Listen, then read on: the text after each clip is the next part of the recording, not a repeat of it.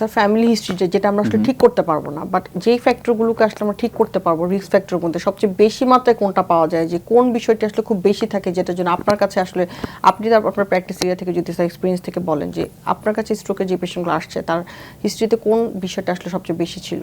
60% stroke সাধারণত আমাদের uncontrolled blood pressure থেকে হয়ে যায়, এবং একটা ফ্যামিলিতে অনেকেরই এরকম থাকতে পারে। সুতরাং যদি কারো থাকে, আমরা সেটাকে কন্ট্রোল করি, স্ট্রোকের সম্ভাবনা কমে যায়।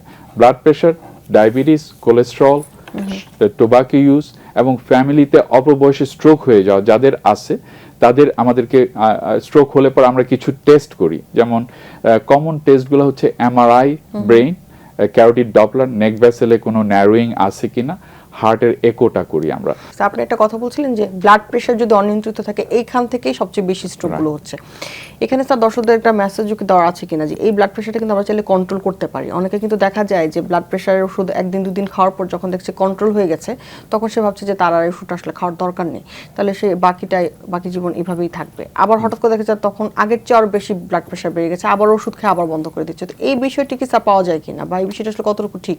মডিফায়েবল রিস্ক ফ্যাক্টর যেগুলোকে আমরা চিকিৎসা করতে পারি, হ্যাঁ ঠিক করতে পারি, সেগুলাই হচ্ছে ব্লাড প্রেশার, ডায়াবেটিস, কোলেস্টেরল এবং টোবাকো ইউজ বা স্লিপ অ্যাপনিয়া।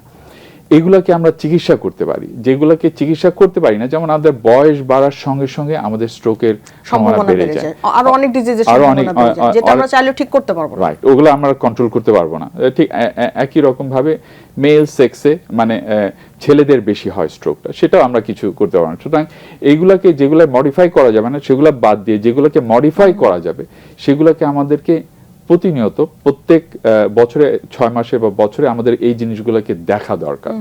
এবং ব্লাড প্রেশার হওয়া মানে ওষুধ খেলাম, আজকে ব্লাড প্রেশার নাই তার মানে আমাকে কালকে ওষুধ খেতে হবে না, সেই জিনিসটা ভুল ধারণা। আমাদের ব্লাড প্রেশার নিয়ন্ত্রণ রাখার জন্য কন্টিনিউয়াসলি আমাদেরকে ওষুধ খেতে হবে। যদি ওষুধ খেতে এই জায়গাটাতে একটু আসবো, তার আগে একজন দর্শক আছেন স্যার, আমরা ফোনটা নিয়ে আমরা এই আলোচনাতে আসবো যে আমরা আসলে ওষুধ খাওয়ার বিষয়টাতে কি করা যেতে পারে। জি দর্শক, আপনার নাম বলে প্রশ্নটি করুন। আমার বয়স 54, ডায়াবেটিস আছে, প্রেশার আছে, কোলেস্টেরল আছে, তিনটাই আছে।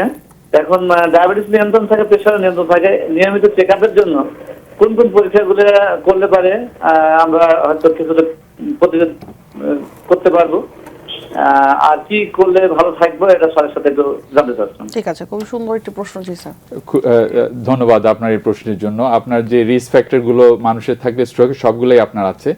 এখানে ব্লাড প্রেশারের নাম্বারটা আপনি যদি সপ্তাহে 2-3 বার চেক করেন, 130 হচ্ছে উপরের নাম্বারটা, নিচের নাম্বারটা হচ্ছে 80। এই নাম্বারের নিচে থাকতে হবে। হ্যাঁ, যদি আপনি মানে ব্লাড প্রেশারের ওষুধ খেয়ে এটাকে নিয়ন্ত্রণের মধ্যে রাখেন, সেটাই আমাদেরকে সারা জীবনের জন্য কন্টিনিউ করতে হবে। আপনি যদি ওষুধ না খেতে চান, খাওয়া দাওয়ায় লবণের পরিমাণ কমাতে হবে এবং এক্সারসাইজ করতে হবে। সেটা করলেও অনেক সময় আমরা ন্যাচারালি ব্লাড প্রেশার কমে যায়। সেটা যদি হয় সেক্ষেত্রে হয়তো বা ওষুধ খেতে হবে না, কিন্তু আমাদেরকে ডিপেন্ড করতে হবে আপনার ব্লাড প্রেশারের লেভেলটা কীরকম, সেটার উপর ডিপেন্ড করে আমাদের কন্টিনিউয়াসলি ওষুধ খেতে হবে। তারপর হচ্ছে ডায়াবেটিসে আমরা একটা জিনিস চেক করি, সেটা হচ্ছে 3 মাসের গড়। আমরা বলি যে A1C, হিমোগ্লোবিন A1C, সেটা আমাদেরকে 7-এর নিচে থাকতে হবে। অ্যাটলিস্ট বছরে একবার কি দুবার ওটা চেক করে নেওয়াটা ভালো। যদি উপরে থাকে আমাদের ডায়াবেটিসের ওষুধগুলোকে অ্যাডজাস্ট করতে হবে। আর কোলেস্টেরলের মধ্যে এটাতে মানে সবচেয়ে ইম্পর্টেন্ট জিনিস হচ্ছে LDL, আমরা বলি বাংলায় বলি ব্যাড কোলেস্টেরল। সেটাকে আপনার যেহেতু ডায়াবেটিস আছে, আমরা 70-এর নিচে নামিয়ে নিয়ে আসতে হবে ওষুধ খেয়ে। এবং যদি হার্ট অ্যাটাক বা স্ট্রোক হয়ে যায়, সেটা যত কমের মধ্যে রাখা যায়, ইভেন 55-র নিচে রাখলেও আমাদের হার্ট অ্যাটাক বা স্ট্রোকের সম্ভাবনাটা কমে যায়। এগুলাই হচ্ছে প্যারামিটার যেগুলো দিয়ে আমরা আর কি প্রতি অফিস ভিজিটের সময় দেখি যে এগুলা কন্ট্রোলে আছে কিনা।